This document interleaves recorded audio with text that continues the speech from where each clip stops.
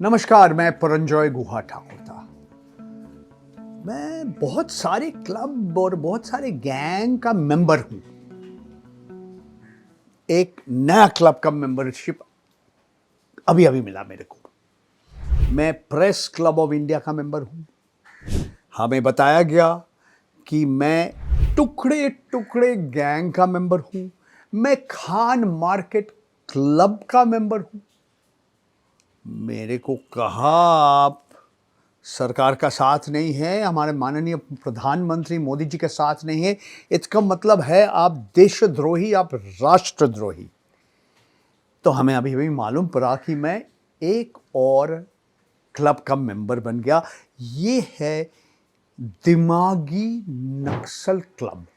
ये भूलिए मत, ये अर्बन नक्सल क्लब से भी अलग है। हमें तो मालूम मालूम नहीं था।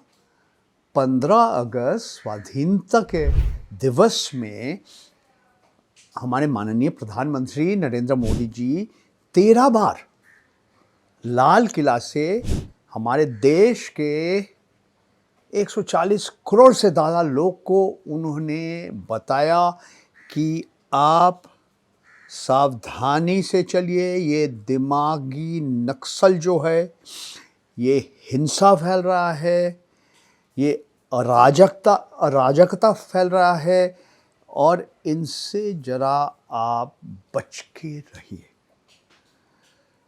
अभी तक हम सोच रहे थे, हमारे देश के बहुत सारे लोग हमारे माननीय गृह मंत्री अमित शाह से डरते थे।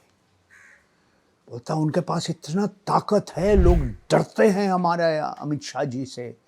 मगर ये मॉनसून सेशन खत्म हो गया, 20 दिन चला, मगर अमित शाह जी संसद में रहकर संसद के अंदर नहीं गया। माने वो सांसद बन के संसद के अंदर नहीं गया। मतलब लोग उनको ढूंढ रहे हैं, बार बार विरोधी दल का लोग कह रहे हैं कि अमित शाह कहाँ पे हो, अमित शाह गायब है।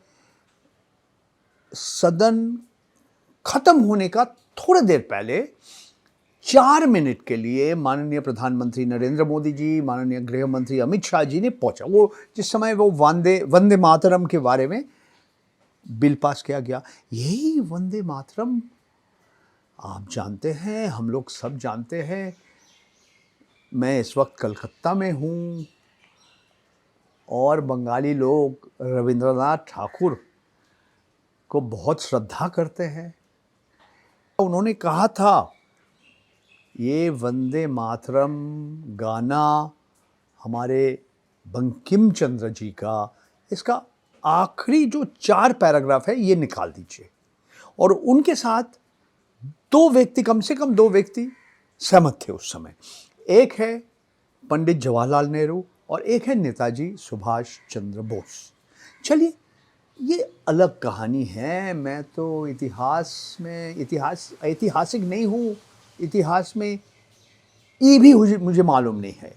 मगर आपको जो मैं आज कहना चाहता हूँ, ये जो दिमागी नक्सल कौन है? नक्सलाइट।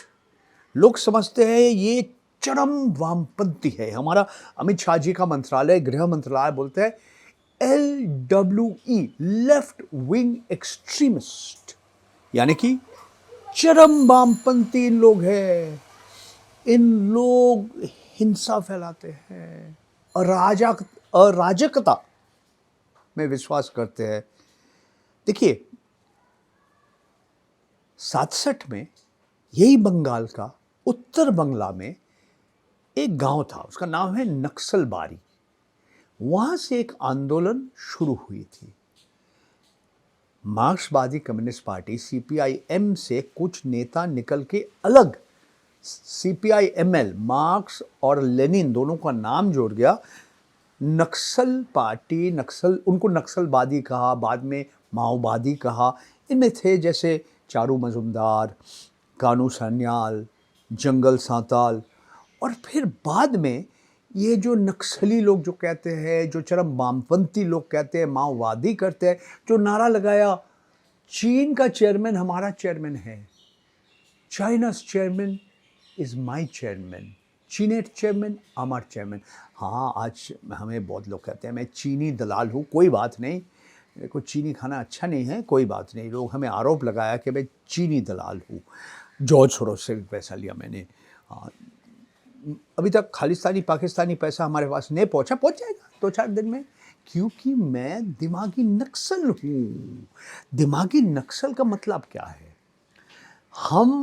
हमारे देश के आप नक्शा देखिए, मैप ऑफ इंडिया देखिए,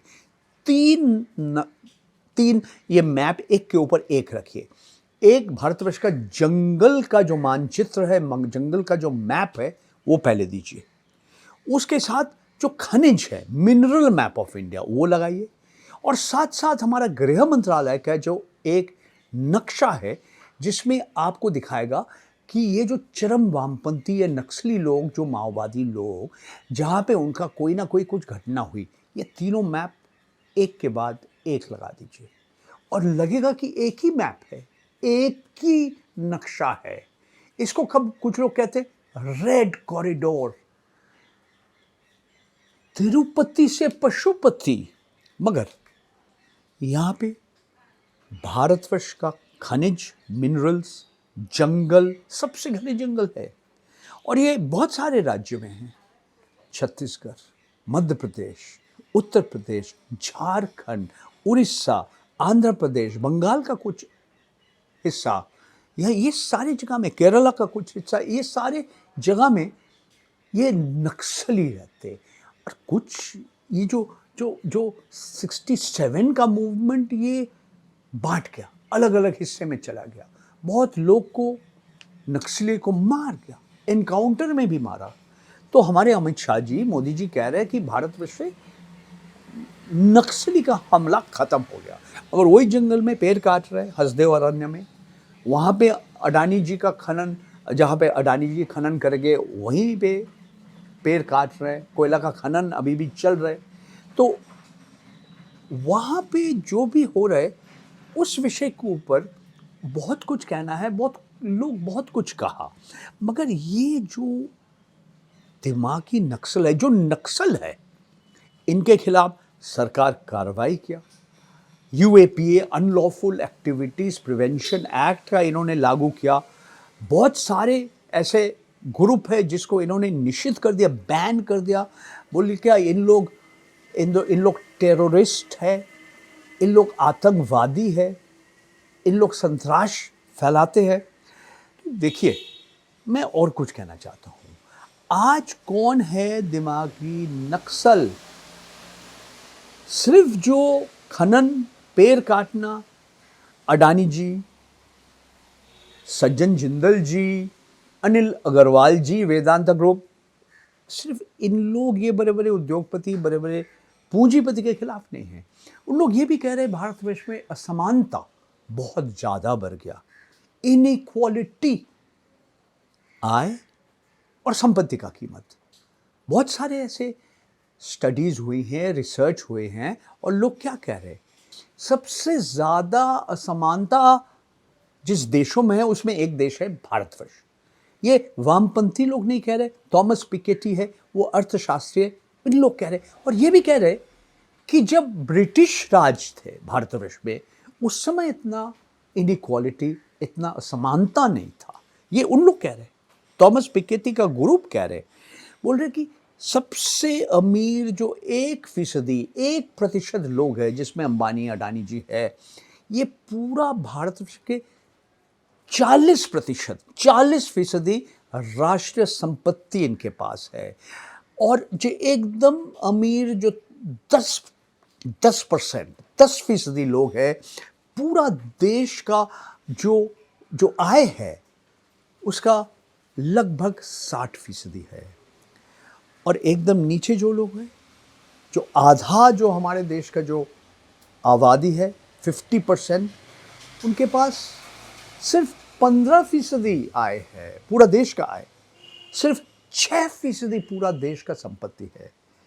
तो इसके खिलाफ अगर आप कहेंगे तो आप समझ लीजिए आप दिमागी नक्सल है।